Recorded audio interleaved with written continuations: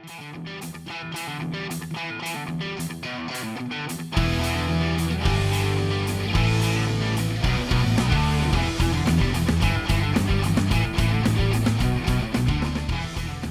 is Shawnee J with RPMHD. I'm here speaking with the legendary one and only Ron Cap, who just won his title tonight. How are you feeling today, hon?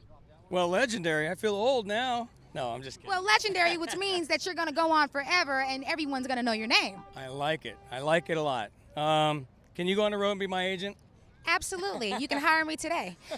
I have a question about these races. I know it's a lot of stress, and I know you guys go through a lot in order to prepare for these races. In the morning before the races, how are you feeling? What's the momentum like? How's your adrenaline coming into these races today?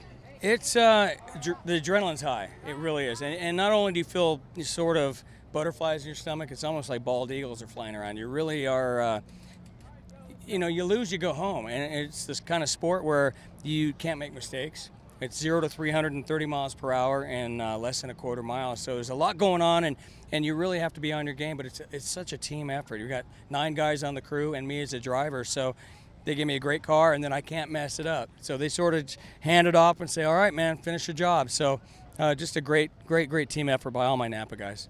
Absolutely. So how are you feeling about your car? Did you guys do anything different today? Any modifications to tweak and to get you guys across that finish line today? A lot of tweaking. The crew chief, conditions changed. We had sun, then we had clouds. For us, in our business of NHRA racing, that changes the track temperature. So my crew chief was making changes constantly. And I was just my only change I needed to worry about was whether my helmet had a clear shield or a tinted one, depending on how the sun was. And it was just a good team effort. I did what I thought was a good job in the car, but they gave me a car that I could win in, and the competition was just so tough. So great day. Absolutely. So winner of the funny car races tonight. Do you think this win is going to take you to win this year? Well, I mean, we're just one step at a time. I mean, it's great to win. This is a historic track and a very, very historic race. And on top of it, it's the 50th birthday of the funny car, 50 years. So there's a lot that this win here brings. And I don't think it's sunk in. It'll sink in the morning, but I don't think it's really sunk in yet.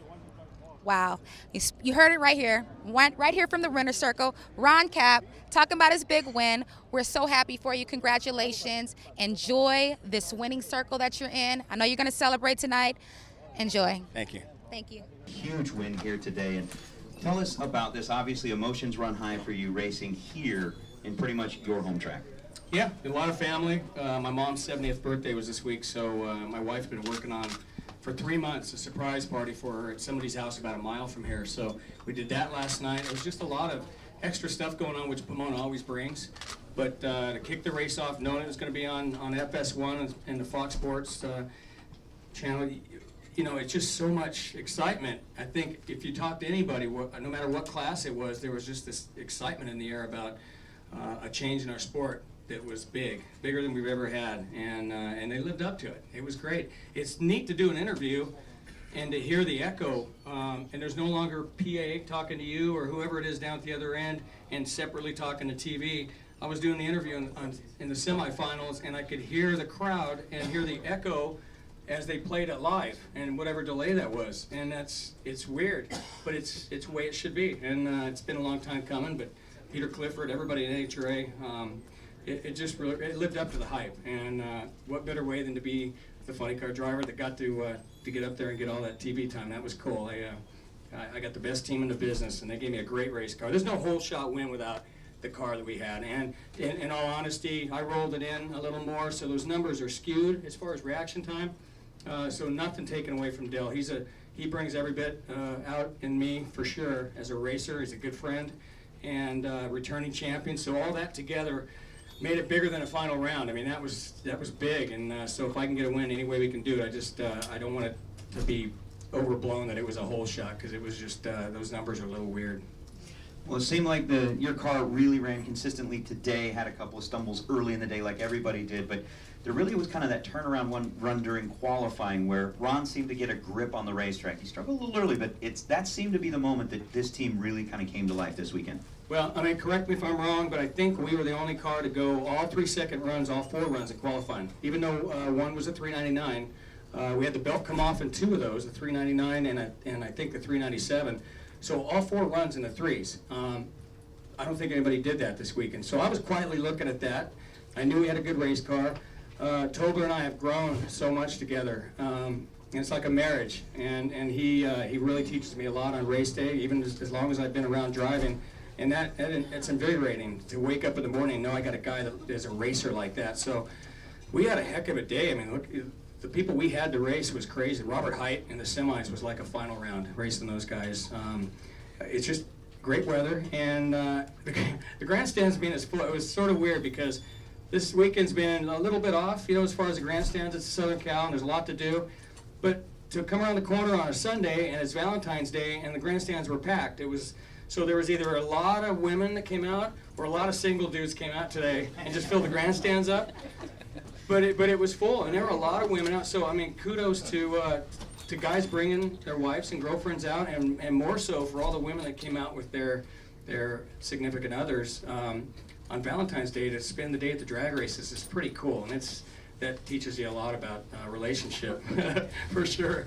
But what a great day. Bob Gant from Napa's in the house. He's going to retire this year, but he's been with Napa over 42 years, and he is the reason that this Napa car is in drag racing. And so we're glad to be able to share this winter circle with him.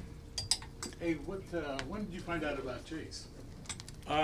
We were watching Fox Sports earlier today.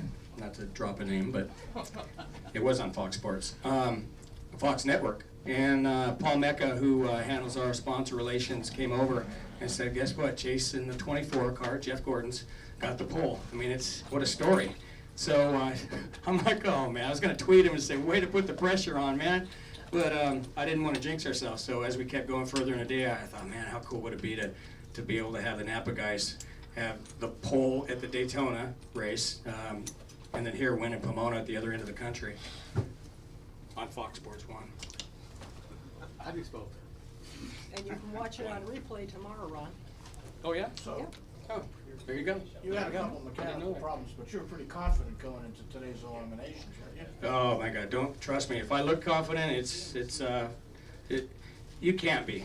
I mean, you're confident, but you have all night to think about first round. And I've been doing it a long time. And I bet if you ask Dale Washington, who just won a championship here 3 months ago, he'll tell you the same thing. I talked to him before that day, and he was a wreck. But you need to be sort of in that wreck mode. One of my favorite football players, Joe Montana, all those Super Bowls. I got to ask him one time, how was it? And he was throwing up every morning. He was a wreck, and he went out and MVP style play of all those games. So I think that just kind of proves if you stop getting that feeling, then you need to get out of the seat. And it may look like I was okay on the outside, but you ask any driver, and we definitely we feel the pressure. There's a lot of pressure when you're given a great car like I have with the Napa guys, that you're the last piece of that puzzle. So it's sort of like, hey, everything's good, here you go. Do not mess it up. And so it's nice when you don't mess it up. Additional questions for Ron Capps? Is your mom here?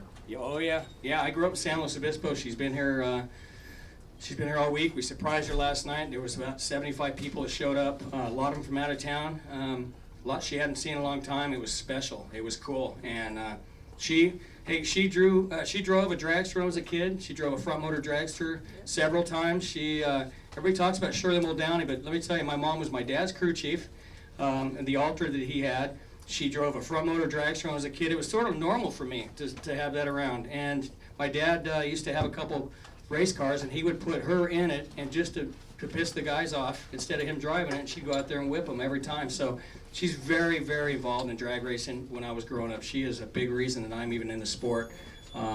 I've always joked that I was conceived in the parking lot of Famosa Dragway at the March meets, which if you do the math, I'm pretty sure that it is correct. I'm sure there's a lot of kids that There's a rain delay there. Yeah, there probably was.